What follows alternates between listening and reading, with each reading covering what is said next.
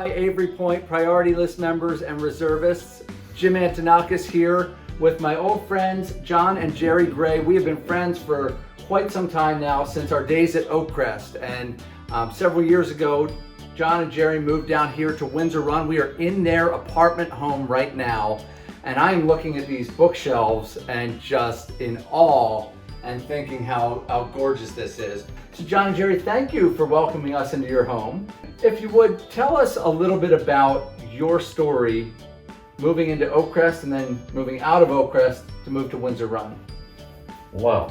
Okay, that goes back, moving into Oakcrest, that was 10 years ago.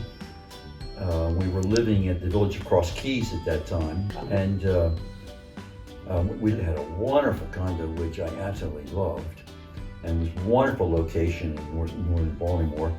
And Geri said to me, I think it's time for us, to downsize again and move to Oakcrest, because we had already decided well in advance we were going to Oakcrest. And I mean, that was a hard decision for me. Yeah. I was really not that strong in terms of doing it. Yeah, we have a lot of couples where one is more in favor of it than the other, Right. but you liked it okay, right? When I moved, oh yeah, sure. Once you get there, yes, I agree. I mean, it's all of a sudden, it's just great. And the reason we chose Oakcrest far in advance was, actually it was the mission statement. It was, it's the sharing of gifts to create a community that celebrates life. That was really important to us, and that story.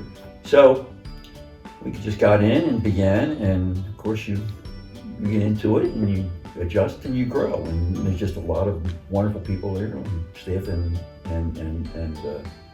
residents, and getting to enjoy the place. I think for women, the most important thing is you're not retired until you don't have to shop for groceries and cook. So that's the thing we're looking forward to. Most women are looking forward to. I certainly was. And women tend to gather and talk and do things together. Men not so much.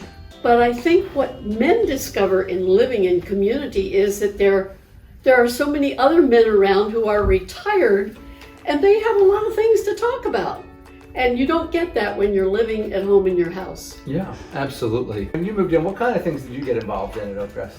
Oh, I've got playing pool, shooting pool, getting back to, I hadn't played pool in a long, long time. Decades, as a matter of fact. So that became a great thing for me. Then using the exercise room, got into swimming, got into exercising and whatnot. Eventually, after a certain period of time, I started a book club. We called it Guys Read Too, and it was really good. I really enjoyed that, and started one here too. After I came here, basically Guys Read Too, and then eventually got interested in the governance of Oakcrest and got on the RAC and chaired the RAC for a year. And so for our viewers, the RAC is the Resident Advisory Council. Right. And you're meeting with different people from staff and different residents, taking feedback to the management. And that was all a good experience? You affected some positive change there? Oh yeah, it was 2 years, which was a long enough period of time. Yeah. Because it was pretty intensive. But it was, and you met a lot of interesting people, and it was very fruitful. So yeah, you get meet, and residents, you make really good friendships with. That's excellent. Yeah. You said you started the book club in both communities. How hard was it to start a club? Not hard at all. Well, you meet a couple guys, and they talk about it for a while, maybe a couple months or whatever, and then they get interested, and then pick a book and choose a date. And you pick, and then you start, and then you begin to invite some others to join. And if you hear about others feel about it, and it just goes from there. That's great. And Geri, what have you been involved in? Well, the reason they had a Guys Read Too is that we had a women's book club. It wasn't intended to be a women's book club. It was intended to just be a book club. But I think really that men and women read different kinds of books. And so somewhere along the way, men just didn't come to that book club. And that book club had gotten very big. It was about 12 people when we got there, and 8 years later, it was up to 20 or so. And they were deciding they really needed to divide it into two groups. And I joined the book club here, and I like that a lot. I volunteered immediately to chair the recycle committee. And at Oakcrest, they had a recycle committee. The woman who chaired it, I think, had been in charge of it for like 15 years or something. And I didn't really get involved with recycling there. But we really needed a committee badly here. It's doing pretty good. Oh, that's great. So what are some of the things that you have seen between a mature community like Oakcrest and a developing community like Windsor Run? What was new and different, and what was still the same? Oh my. It's like apples and oranges is a kind of a hard thing to get at in a sense. I think the key thing for me is always we chose this for Erickson, its philosophy, right? And for me, the key thing there has to be that constant idea of the community. You have to constantly, it's the sharing of gifts of staff and residents to create a community that celebrates life. And that's a little bit more maybe of a challenge in the beginning because the culture is still being created and brought into existence, that kind of culture that comes from that. So it's important that be constantly reiterated. The mission has to be Front and center. Front and center, yeah. Absolutely.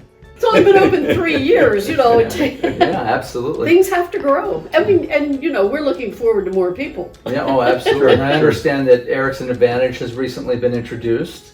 Yes. And you were always good ambassadors for that. Yeah, sure. Yeah. We loved Erickson Advantage.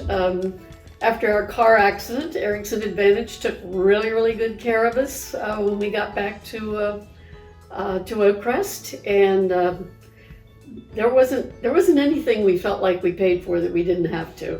But the neat thing is, well paid for. when you move like we did at our age from Maryland to North Carolina, you have to develop a whole new network of medical resources, and you don't know a soul. Yeah. That's right. Yep. And so of course someone like Jennifer and Kathleen all of a sudden become really key people. These are our Erickson Advantage representatives that you're right here on campus, and it's also a great plus that you don't have to go off campus to find somebody to help you. So, I mean, you have to have a primary care doc, which we've got. We got a great primary care doc, and the residents here love our primary care doc. We love her too. And then, beyond that, you've got to get, the whole lineup of specialists. Yeah. And you got to get all your records, and they help take care of all that stuff, getting all your records and helping you pick out people that are convenient and are relatively close, right? And high quality. And that has really been very smooth in the transition to creating that whole network. That's great. I think the best thing about having the medical center right in the place where you live is that you can call them up in the morning and say, such and such is really not working and I really need to see the doctor, and they'll say, how about 3 o'clock this afternoon? Instead of saying, well, we could fit you in next week. That's those same Next month, maybe. Yeah, that's right. Next week, I might need to change my doctor. That's pretty good. Last question for you. Most of our folks have never seen an Erickson Senior Living community. And you have had the unique experience of living in two. Correct, yeah. What would you share with them sitting in these seats, wondering if Avery Point's going to be the right place for them, if they should take this plunge? We have people who are on the fence, we have some people who are all in, and maybe their spouse isn't all in. Sure. What would your advice be? I think that the most important thing about moving into a community is the very fact that you are in community. You are surrounded by other people like yourself who are retired, and they have a lot of interest. They're very interesting people. You meet them at dinner, you meet them in groups, and you never wonder what you're going to do, because there's always card games going on, and if that's what you want to do, or there's some singing going on somewhere, speakers coming in and committees that put all this sort of thing together, that you never feel like you've had dinner with the same person, sure, i.e. your spouse, night after night after night. Going to dinner is like going out to dinner every night. I think I certainly second what Geri is saying. I think it's that when I think back on it, if we had remained in location before we went to Oakcrest the first time, we would have continued with the same relationships that we had and that we love so much and whatnot and so forth, right? But it's the new relationships that you make. It's the moving in, and it's when things happen to you. You're in a location to where you not only have those relationships, you have also staff that's immediately available to you if you need to turn to staff, and that's not so easily available to you if you're,